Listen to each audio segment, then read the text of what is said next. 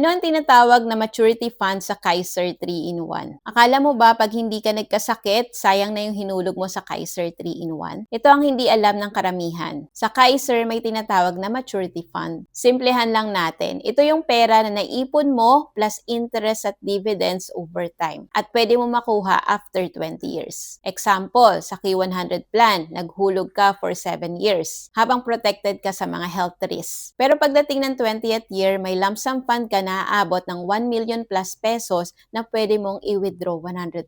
Hindi reward, sarili mong pera na pinalago. Kung nagkasakit ka, pwede mo yung gamitin for your healthcare fund. Kung hindi ka nagkasakit, may maturity fund ka na pwede mong i-withdraw on the 20th year. Kaya ang tanong, hindi yung sayang ba kung hindi ko nagamit. Ang tamang tanong, handa ba ako pagdating ng panahon? If you want to know more, comment #Kaiser below para masend ko yung video explanation sa inbox mo. Retire early, live free, kayang-kaya basta may tamang gabay.